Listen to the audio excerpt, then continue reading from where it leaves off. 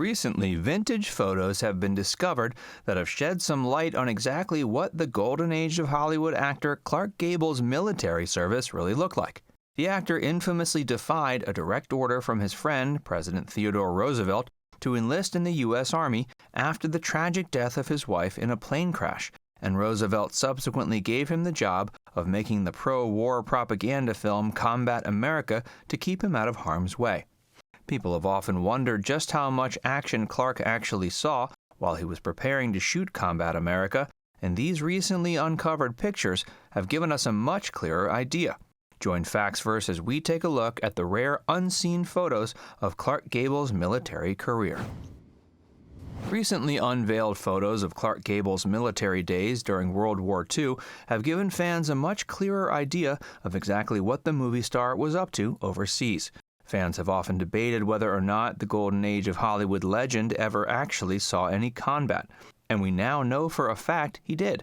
These new photos have revealed a great deal about Clark's time in the military and should put naysayers to rest when it comes to doubting the actor's hero status. Though Clark wasn't the only actor to serve in World War II, he saw more action than most of his contemporaries. One of the revealed photos features Clark Gable sitting in a simulator designed to give the user the experience of firing a turret gun.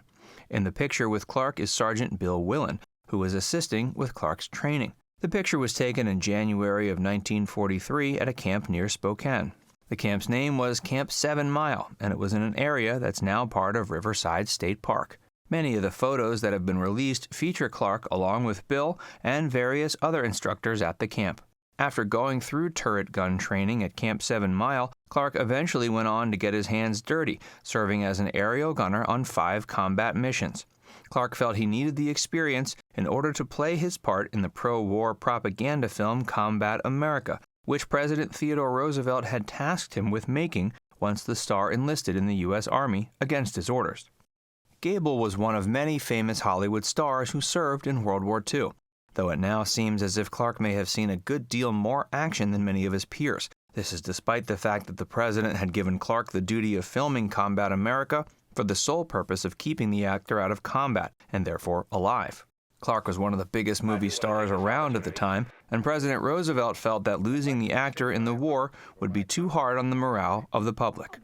Though President Roosevelt had wanted Clark to stay out of combat, Clark insisted on getting hands-on experience using a turret gun aboard a combat plane. This is what led Clark to fly on those aforementioned missions during World War II, although there was also something else driving Clark. Soon before enlisting, Clark had tragically lost his wife in a plane crash. Clark had already wanted to join the war effort before his wife's death, though was kept from doing so at the request of President Roosevelt himself. It was after his wife's death that Clark defied the president's orders and enlisted anyways. Once Roosevelt caught wind of the deceit, he tasked Clark with starring in Combat America as a compromise. Clark's late wife, who died just before his enlistment, was actress Carole Lombard. Carole had been the one to send a telegram to President Roosevelt asking if there was room for her husband in the war effort. While the president had allowed some celebrities to see active duty, he felt Clark had too high of a profile to risk possible injury or death in the war.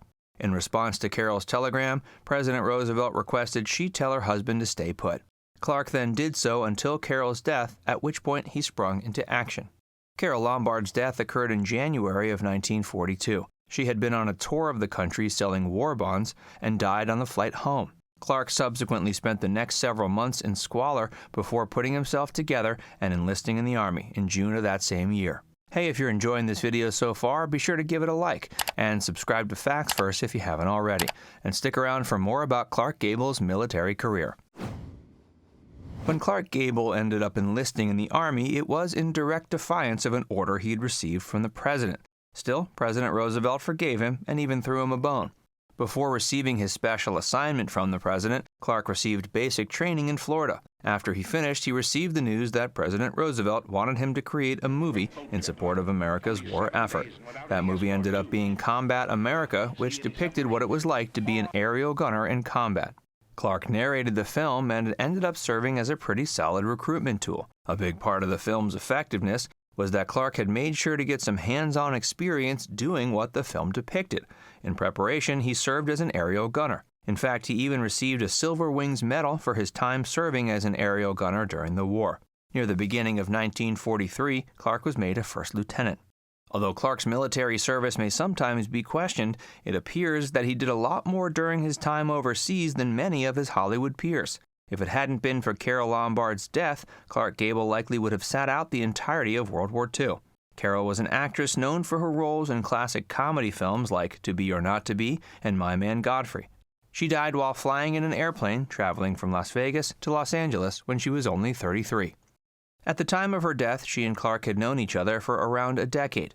They met in 1932 while filming the feature No Man of Her Own together. At the time, Clark was a relatively fledgling star in the industry, and Carole mainly was known for her comedic roles. Additionally, both stars were married at the time. Clark was married to a well-to-do widow from Texas when he met Carole. The widow was 10 years older than Clark, and many speculated the fledgling star was only with her for the money. Meanwhile, Carole was married to actor William Powell. Although Clark and Carole later married, there weren't many romantic sparks between them on the set of No Man of Her Own. Instead, their romantic relationship began much later. 3 years after meeting, Carole was divorced and Clark was separated. When the two happened to run into each other again, they realized they shared mutual attraction and began dating. As soon as Clark's wife granted him a divorce in 1939, Clark and Carole got married. They would subsequently stay married until Carole's untimely death several years later. In January of 1942, MGM's publicity director asked Carole to go on a tour to help sell war bonds. She then went on a tour fundraising for America's war effort, with much of the fundraising occurring in her home state of Indiana. Meanwhile, Clark stayed at home in LA, where he was preparing to film the feature Somewhere I'll Find You with Lana Turner. He was also acting as head of the Hollywood Victory Committee, which was an organization gathering like-minded patriotic Hollywood individuals. For most of her tour selling war bonds, Carole had made the decision to avoid traveling by plane as she felt it wasn't safe or reliable enough. But she relented during her trip home because she was anxious to get back to her husband. Carole had been incredibly successful on her tour and had managed to raise nearly $2 million in funds for the war effort. Sadly, she never made it home to tell Clark the good news. The flight from Las Vegas lost control and ended up crashing, killing Carole and the other passengers. Carole's mother was also on board the flight, and the two were later buried together. Other people on the flight included Carole's manager, as well as 15 Army pilots. After receiving news that Carole passed away, Clark was devastated. He drank heavily for several months before pulling himself together. Though Clark ended up remarrying twice after returning from his time in service, he was buried next to Carole Lombard. Now it's time to hear from you. Are you surprised that recent photos have revealed Clark Gable saw more action than previously thought? Let us know in the comments section below. And before you go, make sure you give this video a like and subscribe to Facts First if you haven't already. Click the bell icon to stay updated on all our latest content.